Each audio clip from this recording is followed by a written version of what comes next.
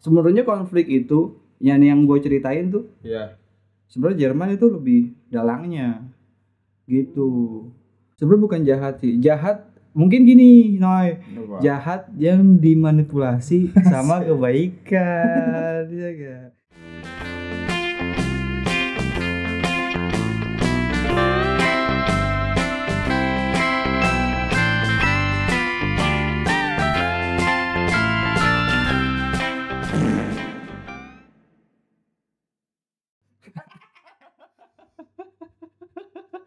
Tuh, lu jangan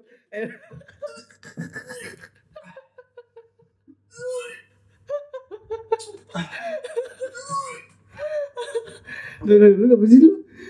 Parah banget. Kita bercanda dalam wawasan dalam bercanda. Sih. Lu tau gak kenapa gue kayak gini? Kenapa? Gara-gara liat Israel gue sedih banget. Israel tai gue. Israel tai. Israel tai. Tapi kan lu tahu kan beritanya sekarang? Tahu kan dilepasin yang Iya. dakwaan. Sandranya. Iya. Sandra dibebasin. Nih, ngomongin soal war. Tadi ngomongin soal Israel. Perang, war. Ngomongin perang dan war. Sebenarnya perang seru sih kalau untuk ditonton ya. Iya, kayak ibaratnya kita main game aja, kayak main coins Counter Strike. Iya, bagi laki-laki gitu ya. Kan cewek juga ada yang main ya. Iya, suka. Iya. Dia tergantung orang. Nah, yang gue penasaran nih sebenarnya, ketika ada kedua belah pihak perang nih, terus yang pasti kan ada yang menang, ada yang kalah. Iya. Ada yang menang, ada yang benar. Iya kan? Berarti kan namanya satu menang, satu kalah. Iya, bener kan? Gak ada yang bisa menyalahkan lu di sini. Orang kita mau bebas. Nah, ketika ada satu pihak yang menang, berarti kan mereka happy. Ya, mereka ada kepuasan tersendiri, menang dari segi ekonomi, politik segala macam, semuanya menang dari segala aspek ketika menang perang. Iya. Bisa dikatakan kayak gitu. Terus kalau yang kalah nih, untuk pemulihan politiknya, ekonomi, terus pemulihan pembangunannya, itu mereka tuh caranya gimana gitu ya? Gue belum tahu, mungkin belum searching, tapi ada penasaran di benak gue gitu, kenapa, bagaimana caranya? Ide lah istilahnya, supaya ini bangkit. Bagi yang kalah sebenarnya. Dan kenapa sedih? Itu Hamas sedih. Ya kan kalau Hamas kan gak akan pernah kalah. Oh iya. Bagi gua orang Islam. Oh iya, aspeknya ke situ. Iya. Kalau aspek agama ya iyalah. Ya. Karena kita kan saudara. It's brother. Ya kalau ngomongin Hamas, itu kan udah amanat dari undang-undang bahwasannya kita tuh harus mendukung kemerdekaannya Palestina. Iya. Gitu. Nah, tapi kalau ngomong-ngomong soal pemulihan, masih ada nih recovery. Perpu. Bukan. Perpu apaan tuh? Berat. Apa? Nah, jadi dulu kan ada Jerman. Dia kalah di Perang Dunia Pertama. Oh ya. Kalah juga di Perang Dunia Kedua. Lulus trik tuh. Iya, tapi sebenarnya yang menjadi penasaran gue juga, Jerman nih ketika dia kalah di Perang Dunia Pertama dan kalah Perang Dunia Kedua, itu tuh selalu bangkit gitu. Gua nggak ngerti. Mereka selalu bangkit ketika mereka mengalami kekalahan. Iya. Kok bisa? Coba cari tahu. Apa gunanya kita di sini? Oh, gitu. Kalau gue mencari tahu juga. Oh gitu. Iya gak? Kita kan ngobrol tongkrongan dengan obrolan sejarah, ya gak?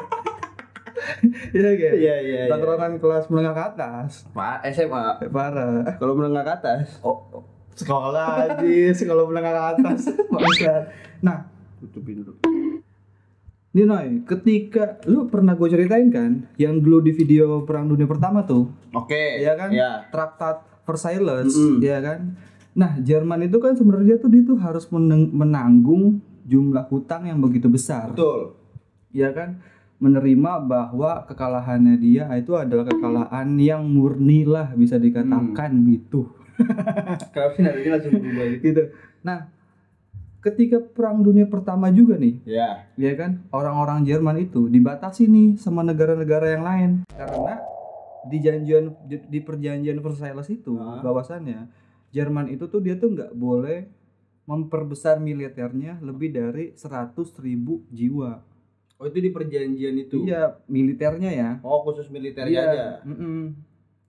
Karena mungkin dulu kan ya, mungkin dulu masih ya perang-perang ya, perangnya nggak kayak sekarang gitu, perang ekonomi, perang politik. Kalau sekarang, kalau dulu kan kayaknya perang ya perang tembak-tembakan gitu. Iya, tembak-tembakan. Karena makanya yang dibatasin pasukan militernya gitu. Oke. Nah, terus kemudian setelah kekalahan Jerman tuh, ya kan? Nah, kekaisaran Jerman di Perang Dunia Pertama itu namanya itu Wilhelm lah, gue lupa namanya itu Wilhelm pokoknya. Willem lah gampang. Ya, Willem, ya kan? Willem. Kemudian tuh dia tuh diasingin di Belanda, Noy. Setelah kalah nih dia tuh diasingin karena merasa ya lu percuma, lu ngapain, lu perang kalah gitu. Oh, masyarakat sendiri? Bukan sama beberapa entitas politik lah, politik yang ada di Jerman gitu. Jadi dia dicap pemimpin gagal makanya diasingkan. Nah, setelah Jerman kalah juga tuh, nah pemerintahannya itu yang tadinya sistem monarki berubah menjadi republik. Republik ini dimaksudnya dalam negaranya seperti negara demokrasi lah. Gitu. Nah, ketika di bawah pemimpin siapa tadi ini? Willem lah istilahnya. Willem. Nah, Willem itu singkat cerita nih, Noy. Willem itu tuh di pemerintahan pemerintahan republik itu, dia itu bisa dikatakan nggak terlalu berprestasi lah, nggak, ekonominya nggak naik, terus penganggurannya itu tinggi, gitu. Terus kemudian ketika menghadapi permasalahan yang bertubi-tubi kan, sementara juga di sisi lain juga Jerman nih harus mengganti rugi nih sama negara-negara yang lain gitu, karena walaupun kalau misalkan di Perang Dunia Pertama yang tadi yang udah pernah gue jelasin, singkat ceritanya adalah pertama-tama yang menginvasi adalah negara Austria ke Serbia kan. Sebenarnya konflik itu yang gue ceritain tuh, sebenarnya Jerman itu lebih dalangnya gitu. Nah, kemudian pas film diasingkan itu kan atas entitas politik yang di Jerman itu kan? Iya. Ketika diasingkan dia terima aja gitu, nggak ada buzzer yang nggak ada. Kalau zaman dulu tuh nggak ada buzzer. Oh, nggak ada buzzer dulu. Iya. Dulu nggak ada buzzer, emang ada. Makanya tuh sebenarnya kalau dulu tuh lebih perang ideologi, teman-teman. Lebih perang bagaimana ya nanti gue jelasin kenapa Soviet kayak gini, kenapa ya begitulah gitu. Nah, ketika udah perang tuh bertubi-tubi nih, Toy, ya kan? Di 1930 ada salah satu partai namanya Partai Nazi. Oh iya tahu gua. Yang pernah gue ceritain juga di Perang Dunia kedua. Kedua itu kenapa dia pokoknya begitulah. Umum lah pokoknya Nazi. Umum lah, bisa ditonton nanti di video ke Perang Dunia kedua. Itu kan kita udah pernah bahas kan Perang Dunia 1 dan 2, 3 on the way. Nah, bisa aja 3 on the way. Jir lah apa kata gue teh. Nah, ketika mimpimu tuh indah, ketika depresi besar-besaran tuh kan 1930 kan muncullah. Ketika depresi besar-besaran, nah kan tadi gue ceritain kan besar-besaran tuh mereka tuh depresi karena pengangguran. Kan muncullah partai namanya Partai Nazi. Gitu. Nah, Partai Nazi itu sebenarnya partai kecil dulu dia. Partai kecil yang aduh enggak usah sebut nama deh. Enggak apa-apa. Partai partai Gelora gitu, partai umat. Kecil. Iya, itu kan partai kecil kan. Iya, enggak kayak kalau di sini enggak kayak Indonesia, enggak kayak PDIP lah, Gerindra gitu. Gerindra. Partai kecil nih Noy dia. Tapi dengan kemampuannya dia itu mengpropaganda masyarakat yang ada di Jerman itu karena mengalami kesulitan kan. Ya kan, mengalami kesulitan dipropaganda lah. Dan dia itu mengkambing hitamkan pemimpin Jerman pada saat itu, yaitu masih dikuasain sama Republik gitu. Nah, ketika pemilihan tahun 1932, nah Partai Nazi ini menjadi partai besar dia. Partai Nazi menjadi partai besar. Partai Nazi menjadi partai besar yang bisa dikatakan menguasai lah. Nah itu tuh karena nah ada nih partai besar, partai yang bisa dikatakan wah nih orang-orang masyarakat dan pimpinan politik di situ juga meyakinkan ini bisa mengendalikan nih kata dia gitu. Okay. Nah, kemudian 1933 ketika udah menjadi partai besar nih. Nah, orang-orang partai Nazi itu yang dipimpin Hitler. Nah, Hitler itu tuh mendesak presiden ya pada saat itu dengan pasal 48. Di pasal 48 tuh isinya tuh kalau nggak salah untuk memimpin sebuah negara yang diktator. Oke. Gitu. Alhasil nih di akhir-akhirnya nih, ya kan cerita singkatnya. Nah, akhirnya si Hitler itu tuh bisa presiden itu tuh menandatangani dan Hitler itu menjadi pemimpin yang diktator pada saat itu. Oh, mau nggak mau? Iya. Karena apa dia? Kok maksudnya presiden Hitler ya seorang ketua umum partai aja misalkan. Ada videonya nanti di video Hitler. Yang gue kenapa? Ada videonya. Iya kan? Iya kan? Spill dikit deh. Iya enggak. Sebenarnya gini, sedikit nih ya. Jadi itu Hitler itu awalnya ketika partai Nazi udah menjadi besar ya, tadi gue bilang kan. Kemudian dia tuh sebenarnya mendesak presiden itu tuh untuk menjadi seorang kanselir dulu. Gitu. Nah, ini lanjut lagi ya, gue lanjut ya. Kanselir. Nah, setelah karena di sana itu tuh banyak banget, bisa dikatakan tadi gue bilang ya, masyarakatnya parah lah, bisa dikatakan karena selesai perang itu. Iya gak? Dari 1918 dari perang itu. Iya, dari perang dunia pertama kan 1914 sampai 1918 kan. Itu sampai sekitar 15 tahun lebih itu kan. Iya, masyarakat yang lama kan. Iya. Mereka ada dampak perang 15 tahun, enggak bangkit-bangkit. Bisa dikatakan seperti itu. Nah, pusing juga deh. Akhirnya tuh bisa tuh si Hitler itu tuh jadi tuh presiden yang diktator kan, gitu. Singkat cerita dia jadi presiden tuh. Iya, jadi presiden. Nah, Hitler selama masa jabatannya emergensinya Jerman. Oh, ya kan? Dia tuh pelaksana tugas gitu PLT dia. Kalau kanselir tuh bisa dikatakan kayak perdana menteri yang memberikan pelaksana tugas. Oh, kayak Malaysia gitu misalkan ada kerajaan, sekarang tapi yang memimpin pemerintahannya perdana menteri. Perdana menteri gitu. Jadi tetap dia sistemnya ada juga parlementer, ada juga monarki, ada juga yang pakai sistem itu parlementer tuh seperti itu. Kemudian Hitler itu tuh bisa dikatakan ya, ini sedikit cerita tentang Hitler. Dia itu memenjarakan 90 orang. Memenjarakan? Iya, memenjarakan dan membunuh beberapa orang-orang yang gak sepaham dengan politiknya dia, yaitu politik fasis kan, gitu. Kok jahat sih dia? Ya memang ya nanti gue ceritain dah Hitler jahat tapi ke licik. Kalau zaman dulu lebih ke licik. Nah ini gue akan jelasin juga betul yang licik. Sebenarnya bukan jahat sih, jahat mungkin gini, Noy. Jahat yang dimanipulasi sama kebaikan, ya gak? Dalam kurung licik. Iya. Ya kan kalau misalkan ya kan ada anggota DPR yang tidak punya ideologi. Ya kan nggak punya anggota DPR banyak nih. Yang tidak punya ideologi dan tidak punya ide. Betul. Iya gak sih? Dia masuk ke dalam parlemen, tidak punya ide apa-apa tentang kebangsaan, kemudian dia masuk, dia memimpin dan dia hanya mencari keuntungan aja dari situ, ya akan jadinya ya seperti itu. Itu yang lu maksud parlemen atau DPR itu, ya misalkan kata DPR kan itu identiknya sama Indonesia, tapi ini bukan ngomong Indonesia kan maksudnya. Indonesia? Hah? Gue belokin, baik-baik gue awal. Ya kan kita kan tidak menyebut nama, ya gak? Kan kita kan negara demokrasi, bisa bebas berpendapat aja, bebas berpendapat, tapi ya kita menghina konteksnya adalah si DPR-nya, bukan individu dari DPR-nya. Gitu. Ya kan kita bisa bebas mengkritik gitu. Kan negara demokrasi. Kalau kata Anies tuh selama kita masih menyebut negara Konoha, itu tuh negara kita berarti belum negara yang bebas.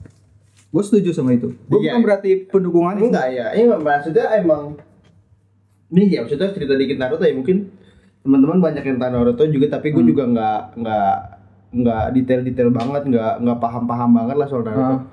Nah Konoha ya dipimpin sama Hokage itu kayak presiden gitu ya. Apa yang diomongin Hokage ya lo turutin, nggak bisa dibantah. Oh gitu. Tapi kan Tapi dengan berdasarkan berunding dulu. Oh. Tapi berundingnya namanya dia tuh waktu itu kayak sebenarnya ngajarin politik juga ya. Kayak perdana menteri juga dia. Oh. Nah, ya pemimpin itu namanya Damio. Oh, okay. Gitu. Iya. Kebanyakan ya yang gue tonton sih apa yang dibilang Hokage. Ya udah. Iya. Nah, gue lanjut nih ya. Ketika jadi dia kan yang ngebunuh 90 orang tuh karena tidak sepaham sama politika si Hitler itu kan. Kemudian juga ketika pada saat itu tuh ideologi komunisme tahun segitu, tahun 30-an itu juga lagi meningkatnya di Jerman. Setelah perang dunia satu itu dia kalah. Lagi meningkatnya nih. Nah, orang-orang komunisme itu dihajar habis sama Hitler. Benar. Kalau itu teman-teman mungkin ada nggak tahu komunisme itu apa? Dan itu sistem pemerintahannya itu ada sistem pemerintahan terpusat. Gitu, yang dimana semuanya itu hajatnya itu tuh diatur. Nah, kalau lu nonton video gue yang Plato, negara bukan nonton, lu inget kan lu mau gua apa? Enggak, teman-teman. Lalu ngomong ke gua soal mukanya. Oke, kalau teman-teman ingat kena nonton. Tidak baik gua nonton inget. Nah, teman-teman kalau misalkan nonton gitu. Negeri Hayalan Plato. Nah, sebenarnya ideologi Plato itu dipakai sama ideologinya komunisme. Gitu, negaranya terpusat. Kemudian lu tuh harus nggak punya barang-barang mahal. Ya kan? Iya. Nah, kayak Korea Utara gitu kan dia? Korea Utara, kemudian Vietnam. Jadi pakai komunis banyak negara komunis sekarang. Kuba, Ciku, Nah, setelah itu tuh salah satu presiden itu mati tuh. Presiden saat itu siapa yang mati? Salah satu presiden yang ada di Republik yang menggantikan itu tuh tadi Willem itu. Yang gantiin Willem. Iya, menggantikan Willem itu, dia tuh mati. Nah, sikapnya si Hitler itu, partai Nazi itu makin membabi buta lah. Gitu dia, makin membabi buta. Ketika itu lebih banyak lagi tuh ideologi-ideologi yang gak sepaham sama dia dibubarin semua. Pokoknya hanya ada satu, yaitu Nazi. Gitu. Nah, pimpinannya itu terpusat, diktatornya tuh kepemimpinan yang diktator lah. Kayak kita mengalami juga kan sebenarnya kalau negara kita. Kalau gua nggak ngalami negara kita. Negara kita kalau kita baca sejarah kan pasti ya kita tahu lah. Lu nggak mau bahas ya? Takut. Ya lu kenapa? Nggak apa. Mungkin kalau misalkan gue cerita ke gue nanya ke ibu gue, mungkin ibu gue ngerasain, bapak gue ngerasain, tapi gue nanya ke bapak. Nyari aman banget. Nah, ketika dia tuh udah menjabat kan, nah dia tuh punya kebijakan-kebijakan yang menurut gua dan menurut orang-orang sana, orang-orang Jerman pada masa itu, oke banget tuh Noy, oke jos. Berarti dia tuh si Hitler tuh sebenarnya menyebarkan ideologi bukan komunis, bukan apa, tapi dia menyebarkan ideologi Nazi gitu ya. Dia tuh karena dia bangsa Arya tuh bangsa di Eropa. Dia tuh menganggap ras Arya itu adalah ras yang paling baik di muka bumi dan lainnya itu di bawah dia. Makanya dia tuh juga terkenal sebagai orang yang benci banget sama Yahudi. Ya kan? Ini kok jadi banyak kok cerita Hitlernya. Nanti aja nonton lah. Gitu. Nonton aja di Hitler lah. Gitu. Gitu. Kenapa juga dia benci banget lah sama orang-orang Yahudi. Itu dibahas di video Hitler ya? Iya. Kalau penasaran tonjok. Nah, ketika si Hitler itu udah berkuasa, dia membuat kebijakan sangat oke tadi gue bilang kan. Apa aja sih kebijakannya? Nah, kebijakannya adalah dia tuh membuat... Harusnya itu pertanyaan gue dong. Kenapa lu ditanya sendiri? Ada kebijakan sangat oke, nah kebijaksanaan apaan aja? Kenapa lu nanya sendiri, lu jawab sendiri? Terus apa fungsinya gue? Sekian, gue cabut. Jangan dong. Ya, kan lupa. Nah, sebenarnya gini, lu langsung aja ya. Pertanyaan lu gue jawab. Gue juga pertanyakan untuk diri gue sendiri. Udah lah, dari temen lu udah lihat juga. Nah, kemudian apa sih bijakannya? Ya. Nah, dia itu membuat namanya itu Richthoutauban. Apa itu Richthoutauban tuh? Kalau boleh tahu saya. Jadi itu dia tuh kayak bikin jalan tol lah. Jalan tol yang menghubungkan ke salah satu ibu kota yang ada di Jerman. Jadi jalan tolnya panjang sekitar 12.000 kilometer. Banget. Gitu. Anjir Manado kan kalah tuh ya. Emang udah jadi? Enggak yang dulu pas zaman penjajahan Belanda kan hanya iya. Rodi. Oh gitu. Nah, kemudian setelah membuat itu tuh jalan tol itulah bisa dikatakan gampangnya. Nah, dia juga memperkuat persenjataan keamanan. Okay. Karena nih menurut gua aduh Hitler lagi. Enggak apa-apa lah. Yang pernah dibahas juga nih yang pernah dibahas nih, Hitler ini tuh sebenarnya juga udah merancang sesuatu untuk gua akan balas dendam nih, karena dia kan nggak setuju juga sama Versailles itu kan, gitu. Nah setelah itu dia juga membuat kebijakan pensiun sama orang-orang yang udah tua lah, baik gitu. Ya. Bisa dikatakan kayak gitu juga. Nah terus kemudian juga dia bikin kebijakan tentang kesehatan. Nah, kebijakan-kebijakan itu tuh yang membuat masyarakat Jerman itu menjadi wah anjrit, oke juga nih Nazi. Iya benar. Najis. Yeah. Nah, dia bikin infrastruktur, dia memperhatikan masyarakat juga. Iya, gitu. Walaupun dia mengkambing hitamkan lah. Iya, dan walaupun dengan cara yang kayak gitu, tapi kan kayaknya orang lihatnya, wah ini oke nih daripada yang sebelumnya gitu. Bisa dikatakan kayak gitu. Iya kan? Nah, terus kemudian disitulah titik dimana Jerman itu bangkit, ya kan? Jerman itu bangkit, kemudian dari keterpurukannya dia, kemudian pengangguran karena tadi Richthofen itu dibikin kan, masyarakatnya itu tuh bisa tuh kerja di situ, membuka lapangan pekerjaan itu. Lapangan pekerjaan, jadi penganggurannya lebih sedikit. Nah dia tuh Hitler itu juga dia tuh membentuk suatu badan, ya kan? Namanya badan. Enggak. Dia itu membentuk suatu bidang otomotif lah. Dia bikin mobil namanya mobil Volkswagen. Ya, VW. Iya, mobil kodok. Zaman dulu tuh, mobil 1937. Nah, itu mobil cangcuter kalau nonton film Tarik Jabrik itu ada, itu di VW juga dia. Iya, dia bikin mobil VW itu. Audi juga kayaknya dari Jerman, Audi. BMW, Mercy. Iya, benar. Semua dari Jerman. Dia bikin industri itu tuh, membuat negaranya makin meningkat lah. Dia fokus di otomotif berarti ya? Iya, pokoknya karena masyarakat Jerman itu intinya tuh memang udah pinter. Memang dasarnya udah pinter sebenarnya, cuman nggak ada lahannya aja kali. Kemudian kan setelah bangkit ya kan, kemudian perang lah, invasi nih. Perang Dunia Kedua. Iya, terjadi. Nah, udah stop, kita nggak akan bahas itu nanti lagi. Ada di video Perang Dunia Kedua. Kalau teman-teman penasaran nonton. Kalau penasaran tonjok. Tonjoknya pakai G lagi tonjok. Nah setelah Perang Dunia Kedua nih, kan Jerman kalah tuh. Singkat cerita sih Hitler kalah nih. Lose again. Iya kan? Lose again. Nah negara Jerman itu dikuasai sama 4 negara. Jerman dikuasai sama 4 negara. Karena dia kalah kan. Hitler itu kan kabur. Ya, udah ada videonya, udah diem. Ya kan? 4 negara apa aja? Negara sekutu. Oh sekutu sama blok barat, blok timur. Enggak dong. Dengerin dulu. Jadi kan kalau di Perang Dunia Pertama ya kan, kalau gue jelasin nih, blok sekutu itu kan Prancis, Inggris, Amerika sama Uni Soviet, ya kan. Nah, guanya kan Jerman sama Austria, gitu-gitu. Nah, itu kan kalah tuh Hitler, ya kan. Jerman nih kalah di Perang Dunia Kedua. Nah, negaranya itu setelah kalah itu dikuasai sama 4 negara, yaitu yang menang tadi. Oh, oke. Gitu.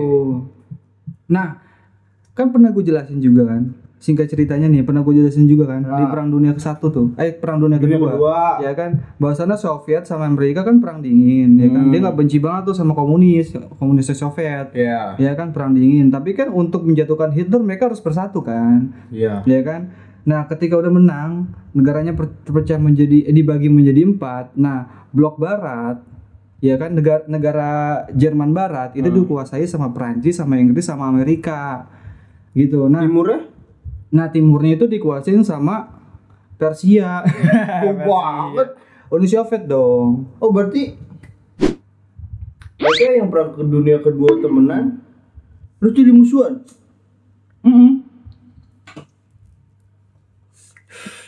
Temenan terus jadi musuhan. Iya. Ya karena kan memang kan mereka kan bersatu untuk menghajar Hitler aja kan, yang bisa dikatakan masif banget lah pergerakannya gitu. Dia pengen menguasai semuanya. Berarti gitu. Hitler hebat banget ya, sampai bisa hitungannya hebat dia. Hitungannya hebat. bisa dikatakan bisa mempropaganda orang-orang pada saat itu. Dan lu tahu gak tentara-tentaranya itu tuh pada saat itu kalau ngomongin Hitler ya 13 tahun, 12 tahun. Nah, iya udah dikuasain kan sama Tadi empat negara itu. Inggris, Amerika di barat, Uni Soviet timur. Iya. Nah, Jerman Barat itu dia itu lebih mengadopsi negaranya itu dengan parlementer federal, yaitu dengan sistem sosial ekonomi pasar bebas lah bisa dikatakan kayak gitu. Kalau timur? Nah, kalau timur dikuasai oleh Soviet yang dia itu negaranya adalah negara demokrasi, tapi sih dalilnya adalah dalil demokrasi aja. Gitu, demokrasian gitu. Iya, sebenarnya itu kalau yang gue tahu negaranya itu tuh dikendalikan oleh Uni Soviet dan Polandia, dan negara-negaranya dia itu menganut sistem ya komunisme gitu, bukan demokrasi utuh kayak kita nih. Iya kan. Nah, kemudian Jerman Barat nih ya kan dia bergabung lah sama NATO. Iya. Nah, sedangkan negara-negara timur itu dia tuh lebih ingin mengantisipasi kan ekspansinya si orang-orang Jerman Barat yang didukung sama Amerika dan Prancis dan yang lain-lain itu, dia itu membuat namanya itu Pakta Warsawa. Iya, ibu kota Polandia ya. Warsawa emang kota di Polandia sebagai ibu kota Polandia. Nah, itu Pakta Warsawa itu bisa dikatakan adalah negara-negara yang mendukung blok timur lah, misalnya gitu. Karena Polandia bergabung sama Uni Soviet ya, buat nguasain Jerman Timur ya. Iya. Yang tadi gue bilang sebenarnya itu Jerman Timur itu dikuasainnya tuh bukan demokrasi utuh lah istilahnya. Demokrasian aja sebenarnya kan. Dia itu lebih dikuasain sama salah satu partai namanya Partai Kesatuan Sosialis Jerman. PSE. Iya. PSG dong. SED kalau bahasa Inggrisnya ada, gue lupa nama. Social Engagement Indefinitely. Yes. Tapi meskipun propaganda nih orang-orang timur itu ke orang-orang barat merayu supaya masuk ke timur gitu ya kan begitu kuat, sebenarnya orang-orang timur itu tuh nggak mau ada di timur karena kediktatoran si Stalin itu kan. Di barat tuh ibaratnya lebih bebas lah. Iya, lebih bebas ngapa-ngapain. Dia pokoknya ya demokrasi doang tapi gue diiniin. Dan negaranya nggak maju secara ekonomi. Gitu, secara ekonomi nggak maju, sedangkan di barat udah maju nih gitu, sehingga banyak yang keluar gitu, banyak yang cabut-cabutan ke barat, Jerman Barat yang dikuasai sama Inggris sama Amerika gitu. Nah, dari situlah tuh berdirinya tembok Berlin. Biasa aja dong. Tembok Berlin itu didiriin tahun 61 buat membatasi itu. Untuk membatasi supaya masyarakat Jerman Timur ini nih nggak bisa lari ke Jerman Barat. Itu berarti yang diriin tuh Uni Soviet ya? Uni Soviet. Itu juga dikritik sama Presiden John Kennedy.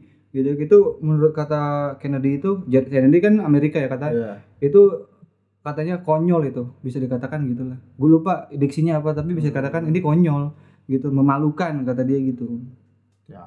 Nah, tapi karena Hungaria ini kan bersekutunya sama blok timur kan, kemudian Austria itu bersekutunya sama blok barat kan. Nah, itu kan negaranya tuh deketan tuh, Hungaria. Negara tetangga Jerman. Iya, itu tuh kan deketan. Nah, Hungaria yang blok timur, tapi dia tuh membuka perbatasan supaya orang-orang timur itu lari ke Hungaria, kemudian ke Austria, baru masuk ke Jerman Barat, jadi muter gitu. Kenapa Hungaria membuka perbatasan itu? Sebenarnya karena pemerintah blok timur itu dikuasain sama Uni Soviet, dia itu tuh melarang semua propaganda blok barat itu supaya nggak bisa masuk. Padahal Hungaria itu di sisi lain juga dia udah males nih, udah sama komunis itu. Gitu. Makanya dia udahlah gue yang palain nih, gue yang palain berkhianat nih. Iya. Dia buka. Akhirnya di situ nah disitulah kacau nih negara. Si blok timur nih kekurangan orang pada pergi ya kan, sampai banyak videonya juga tuh dihajar-hajarin tuh, ditembak-tembakin, berantem.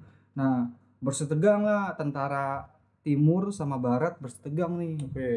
negara-negaranya juga negara ya Jerman blok timur itu mengadakan demo besar-besaran lah supaya nih tembok Berlin ini dihancurin aja, kita nyatu gitu.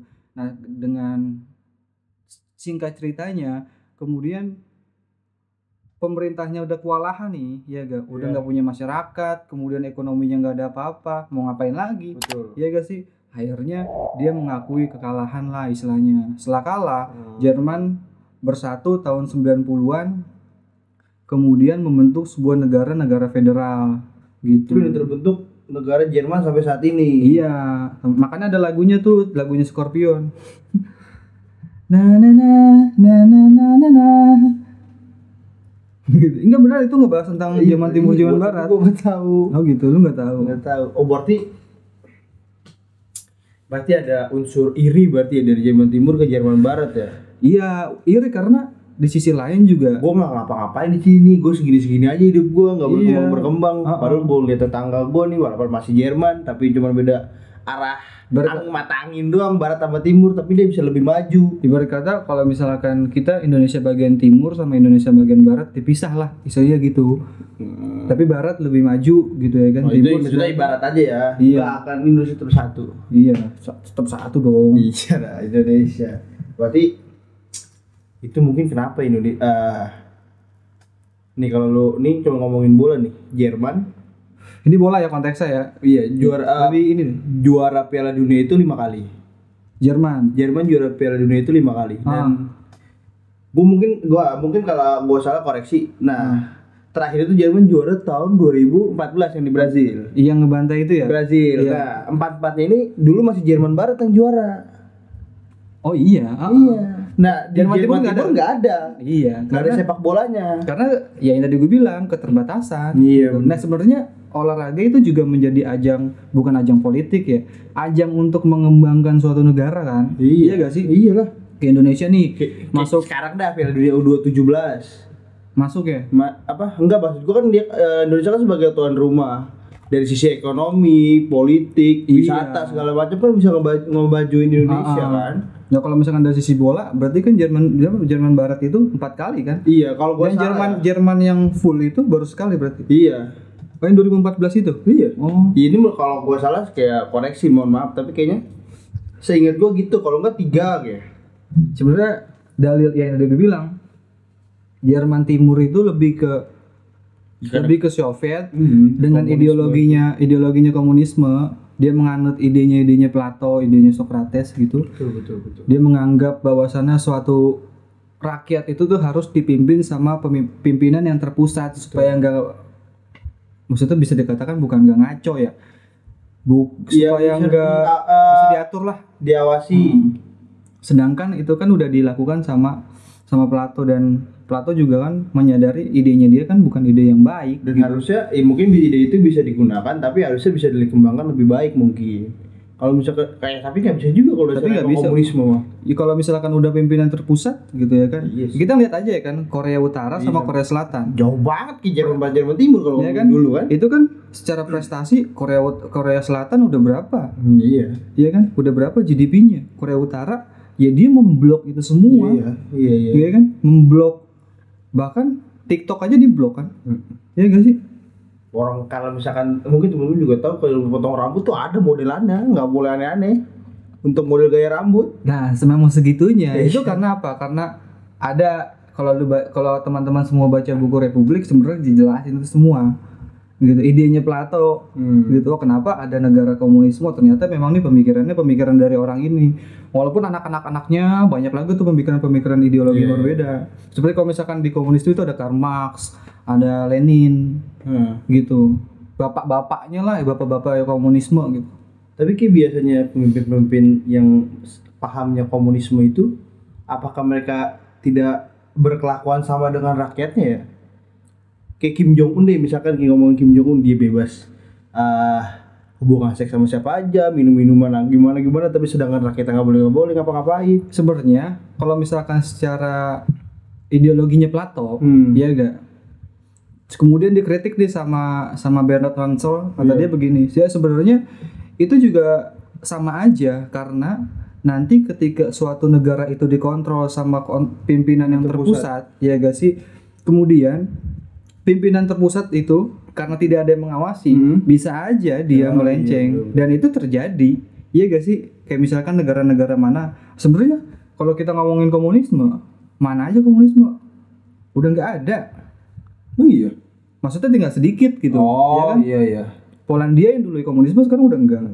Iya gak sih? Indonesia yang dulunya beraliran seperti ke sana, Bung Karno kan menggabungkan sosialis ekonomi dan komunis dan agama kan. Udah bukan sih, udah nggak ada. Partainya yang partainya anak ideologinya yaitu partai PDIP udah bukan komunisme, betul. Udah sosialis, udah demokrasi, gitu. Udah nggak ada karena memang udah pimpinan terpusat. Sebenarnya gue nggak setuju sama pimpinan terpusat gitu. Iya. Monarki gitu ya, sama aja, gitu. Ngomongin soal pemulihan. Ini kan dari tadi kan kita ngebahas Jerman. Bagaimana caranya Jerman memulihkan? Tadi mungkin yang dipulihkan dari Jerman Barat aja kan? Iya. Yang tadi soalnya dia dipimpin sama Amerika, Inggris sama Prancis. Nah, ketika mereka bersatu, apakah berarti kan ada yang wilayah yang harus dipulihkan juga nih, wilayah timur.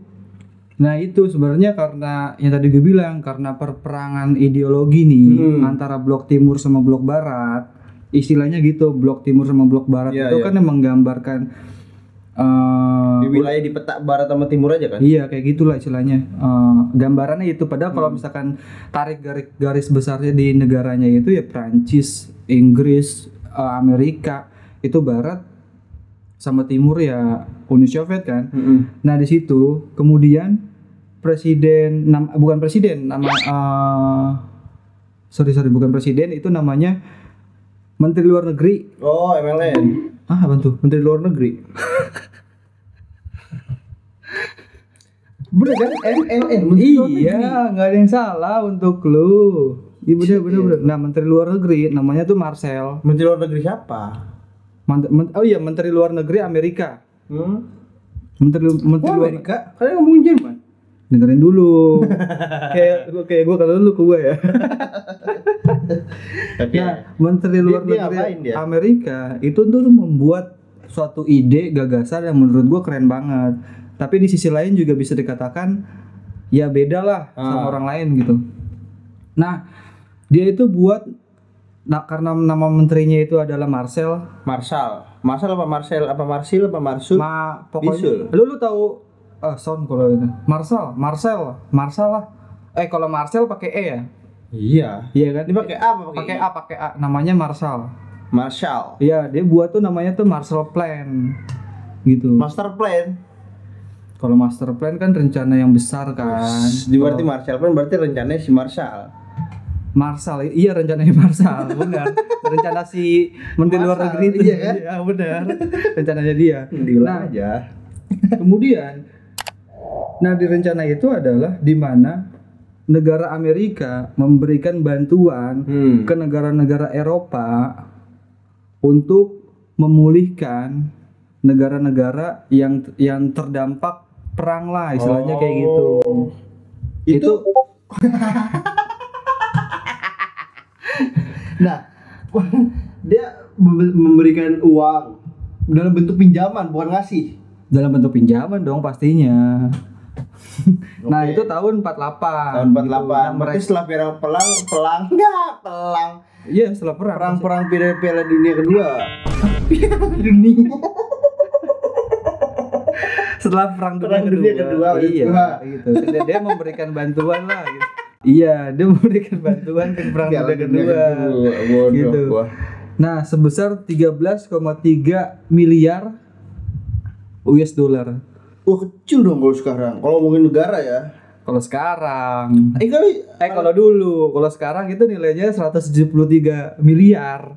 Gimana? 173 miliar. Gimana? Dolar Amerika ya. 173 miliar dolar. Kalau di rupiah berapa? Gue malas banget gitu. Banyak banget pokoknya. Banyak banget. Ini gue lagi ngitung. Ini di sini apa? Ini gue lagi ngitung. Entar dulu. 107. Sekarang kurs itu berapa? 15 ribuan. Dia kalau di kalkulator juga nggak bisa ya. Iya langsung gitu ya. Ya kan? Ibaratnya kayak misalkan dari larangan ke celduk tuh penuh duit semua kali ya. Bisa dikatakan kayak gitu. Gitu. 173 miliar dolar. Berarti udah satu bisa miliar triliun kali ya. Oh, bukan triliunan. Miliar triliun. Iya. Miliar triliun benar. Ya, bener ada kan. Kayak kalau udah banyak banget. Gila. Duit mulu tuh. Anjing. Itu kayak 17 turun itu. Gila. Nah, 1 kilonya 2250 kalau Gojek. Lu bayangin lu butuh berkendara berapa kilometer tuh buat dapat 100. ya Allah, kesono sih bangsat.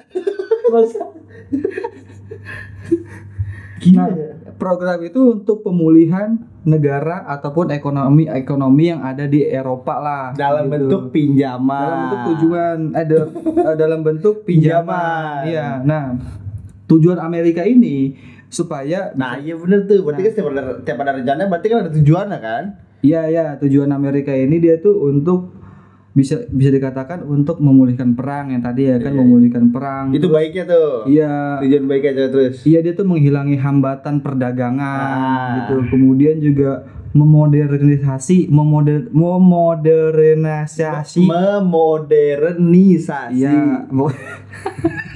bikin modern. Udah modernisasi gampang. Iya, modernisasi. Ya kan, industri. Gitu. Pokoknya industri yaitu dikembangin lah supaya gitu. Dan yang lebih penting sebenarnya kalau dari gua sebenarnya untuk pencegahan ideologi komunisme yang ada di barat itu. Dipagerin pakai uang iya, gitu. Karena kalau misalkan nih ya pada saat itu Jerman Timur nih nerima uang itu ya kan, ya lu harus ikutin gua. Ya, gak mau. Iya, lu bosnya gitu. Iya kan.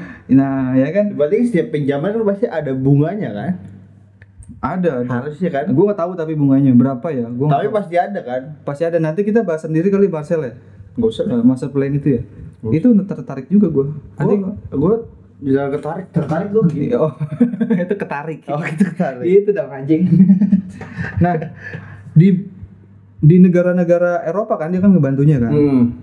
Nah, Inggris itu tuh menerima 26% dari 113 miliar dolar itu. Iya. Kemudian Prancis itu menerima 18%.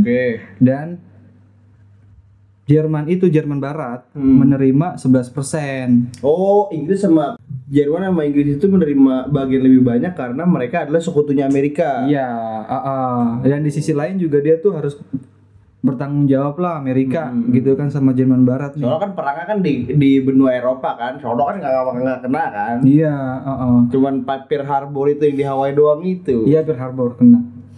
Itu si Cogil nggak tahu dia Pearl Harbor katanya suka baca. Oh iya. Iya, digituin sama kuku. Nah, setelah diberikan ya, setelah diberikan itu sekitar tahun 1947 $60. Enggak di tahun kenapa ada dolarnya? Di tahun kenapa ada dolarnya? Sekitar tahun di tahun kenapa ada dolarnya? Gue kalau ngomong harus 3 kali. Gue kalau ngomong harus 3 kali. Gimana? Ya gitu.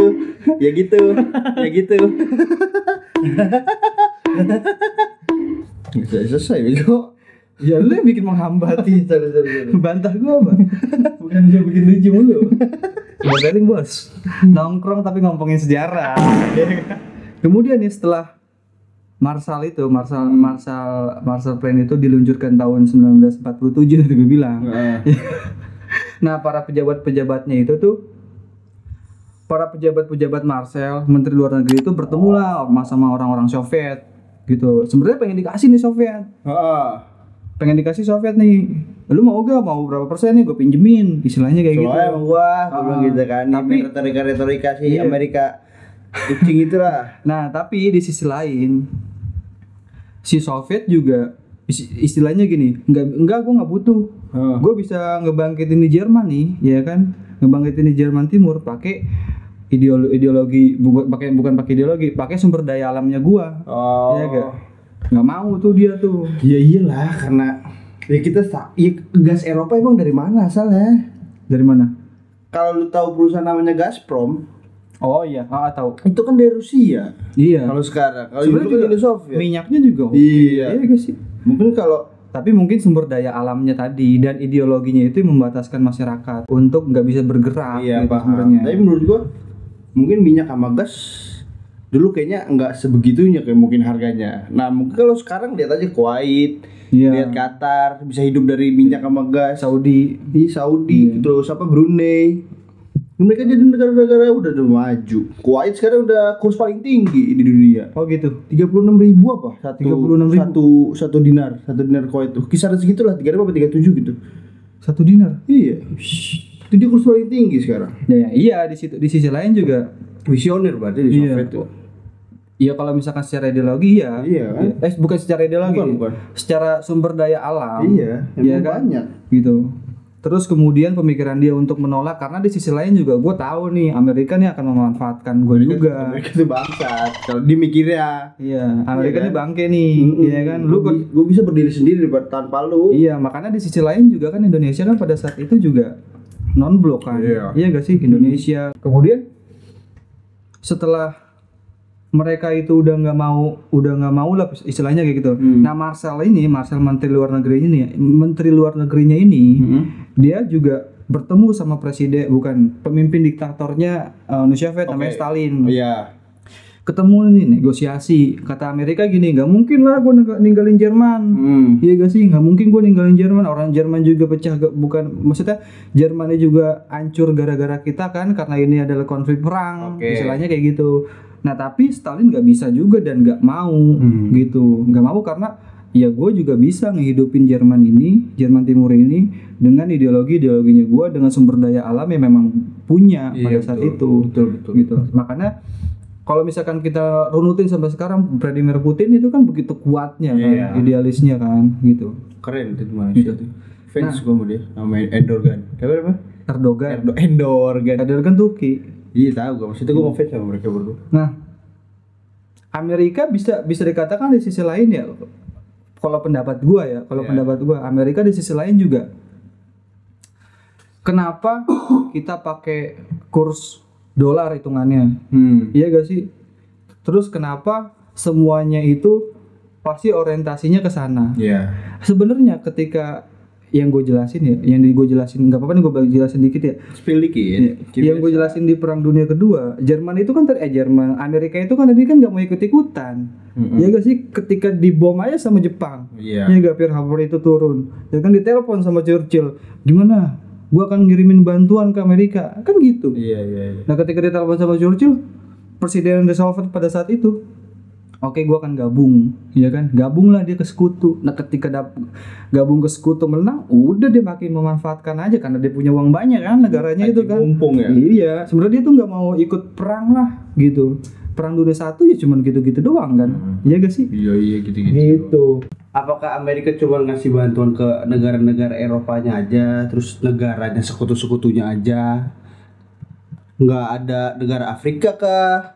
Asia kah dibantu juga? Nah ini juga di sisi lain juga bukan mengkritik kayak ini ya, tapi gue lebih bingung aja nih sama sikap. Sebenarnya gue bingung sama sikap Indonesia pada saat masa itu ya. Pada masa Bung Karno. Di sisi lain dia bilang pemerintahnya itu non blok, ya gak.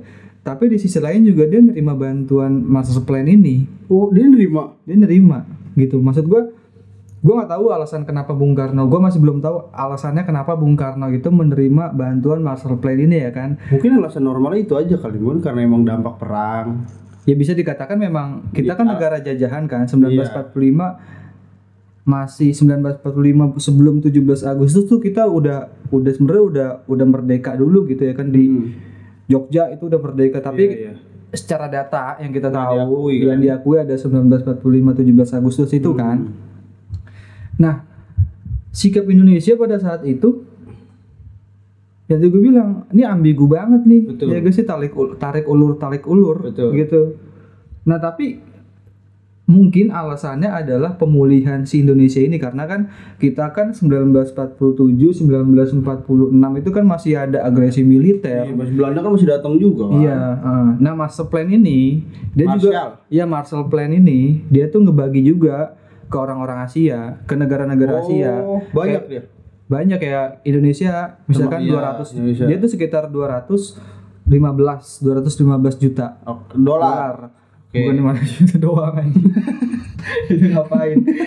Buat satu negara. Jepang aja tuh. Jepang juga dibantu. Iya. Yang ngebom Pearl Harbor. Iya gak sih? Itu dibantu juga sama Amerika sekitar 2,5. Kenapa Jepang dibantu juga ya? Maksudnya kan dia kan musuh gitu loh awalnya. Korea Selatan juga dibantu. Nah, kalau misalkan dia ngomongin kenapa ya? Mungkin kalau misalkan ini pure analisa gue ya. Kayak misalkan lu punya adik. Iya gak sih? Iya, misalkan lu punya adik. Terus lu nyekolahin adik-adik lu. Iya gak? Kemudian setelah lu nyekolahin adik-adik lu, adik-adik lu berhasil.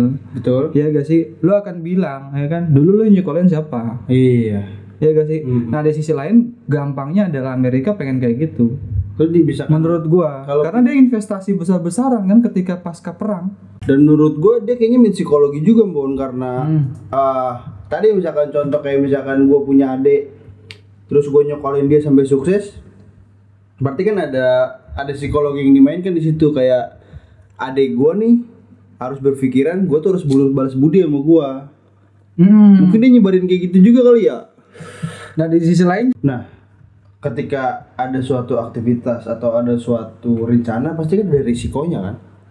Iya gak sih? Ketika lu melakukan sesuatu pasti kan ada risikonya gitu. Iya. Nah, berarti kan misalkan Marshall Plan ini kebentuk. Marshall Plan juga kan lu ngomongnya? Iya, salah. Marshall Plan ini kebentuk dengan begitu baiknya, begitu tersusunnya, sebegitu terkonsepnya. Pasti kan ada risiko-risiko yang ada di situ harusnya kan? Ya harusnya sih ada. Bisa dikatakan ya sebenarnya ya kan kita mandang Amerika tuh bukan negara adidaya yang dulu para 60 70 gitu. Orang-orang segitu masih mandang wah anjir orang Amerika. Gitu. Kalau Amerika wah, Kalau kita kan sekarang kan Cina industrinya udah di atas juga. Iya. Korea Selatan udah di atas juga dengan kreativitasnya dia kan industri kreativitasnya dia. Betapa kerennya BTS bisa mewakilkan. Dia ngomong di depan PBB kan. Dia sebagai soundtrack di Piala Dunia, Jungkook. Iya Terus dia masuk nominasi Grammy Award. Iya, gitu. Jadi kita melihat malah orientasi kita sekarang bukan ke Amerika lagi, ke Korea Selatan, ke Cina. Banyak nonton film Korea. Gue juga suka BTS. Dan itu menurut gue itu kan ketika dibantu, nah bumerangnya bisa jadi di situ. Anjrit, lu harusnya sukanya sama Led Zeppelin. Zeppelin Inggris, sorry. Lu sukanya harusnya sama Rolling Stone sama gitu Taylor Swift gitu ya. Sama Taylor Swift gitu ya kan. Tapi kan itu kan di sisi lain itu kan kesukaan seseorang. Perspektif. Tapi kalau misalkan kita mengkaitkan ke politik, ya kan. Karya seni kan gitu. Iya sih. Iya, karya seni kan nggak bisa diangkat tanpa dukungan uang yang kuat. Iya. Seperti kasusnya misalkan kayak di Athena. Iya gak sih? Orang-orang kaya itu kan ngebantu gitu. Iya. Nah, mungkin itu nyonteknya ke situ. Gitu sih. Nah, lanjut nih soal sisi penasaran gue yang sangat tersakiti dalam diri dia. Apa sih anjing? Enggak. Lanjut fokusnya ke Jerman lagi. Jerman dibantu sama Amerika dengan sebegitu banyaknya uang. Dia meningkatkan produktivitas dia. Iya meningkatkan iya kan? produktivitas. Bagaimana peningkatan produktivitas di Jerman, entah itu dari sisi ekonomi terutama malah. Ini setelah perang ya? Setelah jauh kan, Iya, 19 berapa? Ya maksud gua setelah perang diberikan Marshall Plan. Oh iya. Setelah diberikan Marshall Plan itu. Iya, diberikan dana bantuan lah istilahnya. Kan lu sudah cerita bagaimana Jerman membentuk BMW, Volkswagen, Siemens. Nah, produk-produk kayak gitu. Nah, peningkatannya tuh di Jerman tuh bagaimana? Nah, ketika Marshall Plan itu diberikan Marshall Plan itu diberikan 1947 yang tadi tanda tangan itu. Nah, presidennya udah beda. Yang sebelumnya yang ikut perang itu dulu. Yang ikut perang itu Roosevelt. Nah, ganti namanya sama Harry Truman. Nah, Harry Truman itu menandatangani itu di tahun 1947. Oke. Ketika itu kan Marshall Plan udah dibagi-bagi nih. Iya. Ekonominya nih udah nih gua kasih ke sini udah uangnya disebar lah. Iya. Iya kan udah lihat. Nah, 1947 50 sampai 1960-an. Nah, Jerman Barat itu udah fokus untuk menumbuhkan ekonominya dia dengan cara ekspor. Gitu. Tadi dengan komoditas-komoditas utamanya mereka, yaitu produk-produk kayak mobil, HP Siemens itu. Nah, selama abad ke-20 Noy, dia juga Jerman juga menetapkan reputasinya itu sebagai kekuatan industri dengan keahlian di beberapa sektor yang dia kuasai.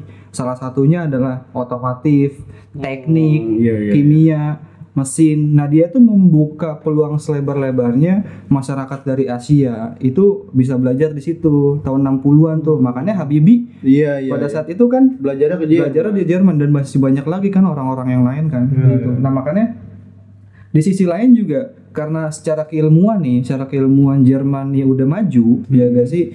Nah, dia tuh membuka peluang negara-negara Asia. Siapa nih lo yang pengen belajar ke sini ya kan? Nah, jadi salah satu industri pendidikan itu juga diangkat gitu. Supaya untuk memulihkan ekonomi si Jerman itu. Betul. Nah, perusahaan-perusahaan seperti tadi tuh VW, Volkswagen, VW, terus kemudian BMW, Mercy, Audi, ya gak sih, apalagi Siemens, Baygon itu kan dari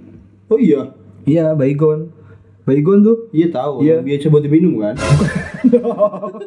Goblok. Lah kan biasa diminum buat orang putus asa. Asik. Itu tuh dari industri-industri Jerman kan. Industri-industri itu menguasai pasar dunia. Gitu. Nah, Amerika untung lah dia. Mana lu udah gua investasiin, sini balikin berapa persen gitu.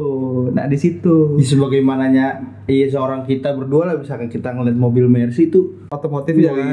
Lihat aja sekarang misalnya ngomongin MotoGP deh. Jepang. Kita ngomongin Yamaha, Honda, Suzuki, semua Jepang semua. Paling saingannya siapa? Ducati mana tuh? Ducati Itali. Oh iya, Italia. Apalagi di motor ya? Aprilia itu Spanyol apa Italia? Italia juga kayaknya ada Aprilia. Nah, setelah dibantu tuh ya kan, kemudian industri Jepang maju kan ya. Lu tahu sendiri lah, Amerika nih ya bersikap seenaknya. Ya itulah keadidayaannya dia kayak gitu di situ. Jahatnya mereka. Iya. Gue pernah baca di sisi lain juga ada pernah di mana ketika PBB ngumpul, kemudian Amerika nggak setuju nih sama pendapat itu. Forum itu diulang. Gue lupa apaan gitu. Coba nanti gue cari lagi dah. Najis. Kalau emang itu benar kejadian. Gue baca. Nah, kemudian nih sebegitunya kekuatan dia di dunia ya. Komitmen Jerman terhadap menumbuhkan ekonominya dia nih makin berkembang. Kemudian dia tuh mendirikan komunitas Eropa gitu. Komunitas ekonomi Eropa. Nah, kesini-sininya itu disebut dengan Uni Eropa. Jadi itu jika bakalnya Jerman yang malain ya. Bahkan Jerman itu ketika selesai Perang Dunia Kedua, kemudian diberikan bantuan sama Amerika. Dia itu pasarnya itu, negaranya itu, PDB-nya itu tumbuh 8%. Subhanallah. Gila ya, cepet karena memang ya industrinya gitu. Karena terbantu sama orang-orang yang dasarnya juga pinter, kayak kita ngomongin Hitler aja sebegitu pinternya dia. Iya, kan? benar. Kemudian juga sebenarnya karena orang-orang Jerman tadi juga memberikan bantuan dan pelatihan pendidikan, penelitian. Dia tuh mengeluarkan uang banyak juga di situ supaya memberikan sumber daya manusianya itu menjadi lebih baik gitu. Jadi invest juga ke situ. Nah, emang kalau invest di pendidikan sih harus lebih tinggi kan? Harusnya. Ya kita berapa? Ketika negara kita berapa? Ya, ketika invest kan pasti kan ada hasil yang bisa dituai kan? Iya. Sebenarnya gue juga kalau misalkan ngomongin pendidikan juga di sisi lain juga kayak LPDP itu kan beasiswa negara kan. Itu juga banyak gitu. Tapi menurut gue dengan kapasitas 270 juta jiwa lebih masyarakat Indonesia, kalau misalkan kita lihat bonus demografi anak-anak muda itu bisa mencapai puluhan juta juga. Itu menurut gue LPDP itu harus ditambahin gitu. Beasiswa itu harus ditambahin, kemudian juga untuk dana riset itu harus tambahin juga gitu. Ya, supaya maju kayak sebenarnya ya, bagaimana PDB itu bisa maju karena kan pendidikannya maju. Iya. Gitu. Iya. Jadi akarnya adalah di pendidikan. Memang. Gitu. Nah, bangkitnya Jerman itu menurut gua bukan cuma dikasih uang, ya gak sih maju enggak. Iya. Gitu. Tapi pendidikannya diberikan kepada masyarakatnya, dan Jerman itu tuh tingkat korupsinya tuh rendah. Gitu. Emang ada negara yang tingkat korupsinya tinggi? Indonesia. Kalau lu ngomongin Kuba kan bisa gitu. Kuba aja milih negaranya. Enggak, Indonesia. Kuba. Lah ketua KPK kita aja ditahan korupsi. Wamen kita aja menteri Wamen hukum dan HAM itu korupsi juga. Gitu. Menteri agama kita aja korupsi. Gitu, bukan yang sekarang. Ada yang dulu Al-Quran itu. Iya, kan banyak. Bansos. Makanya kan Mahfud MD itu bisa dikatakan, dia bilang kan kalau misalkan negara kita nggak korupsi, kita kan bisa memberikan gaji ke orang nganggur gitu. 10 juta ya. 10 juta ya? 10 juta tuh. Berapa berita 10 juta ya? Iya, kurang lebih 10 juta kayaknya. Ya iya, makanya ya ini gua nggak dukung, bukannya gua mempromosikan Mahfud MD. Tadi kan gua ngomongin Anies juga. Iya. Gitu. Jadi yang dua kan belum diomongin. Ya kalau Gibran nggak akan gua omongin lah, beda dia jauh soalnya. Oh, itu aneh ya, elektabilitas terus pengalaman dia di politik kayaknya masih sedikit kan. Iya, masih jauh. Dan juga gue mengkritik keras kenapa Gibran itu, kata salah satu partai itu, dia dibilang begini ya kan, ini katanya sama seperti iya Gibran. Ya ngomong aja. Belum muka gua. Nah, ada salah satu petinggi partai ini ngomong begini ya kan. Katanya pemuda itu harus maju, ya gak? Pemuda itu harus didukung. Nah, pemuda maju itu katanya mengingatkan seperti Perdana Menteri Indonesia di era pertamanya, yaitu Sultan Syahrir. Oh ya. Gibran disamain sama Sultan Syahrir. Jauh menurut gua. Sultan Syahrir sudah berideologi, ya gak? Ya. Sudah berpolitik sebelum Indonesia merdeka. Zamannya beda kan? Zamannya beda. Iya gak? Dan dia menciptakan ideologi. Dia tuh membuat salah satu partai juga, partai terbesar. Gitu. Dia gitu dah. Oke, teman-teman, nih daripada dia ngoceh terus kan selalu gitu-gitu kan, ntar guain juga yang kena. Kita udahin aja dah. Kasih gua, nggak mau gua. Bukan nggak mau. Ntar aja. Pas masa tenang baru ngomongin. Masih kampanye biar mereka aja ngomongin gitu tuh, pas masa tenang baru kita ngomongin. Iya. Bener. Oke, sekian teman-teman. Ya udahlah, misalkan emang kayak gitu, lu nggak mau nonton nih, ya udah. Nyawa lu di tangan gua. Iya. Tongkrongan kita ngomongin history. Berjalan mulus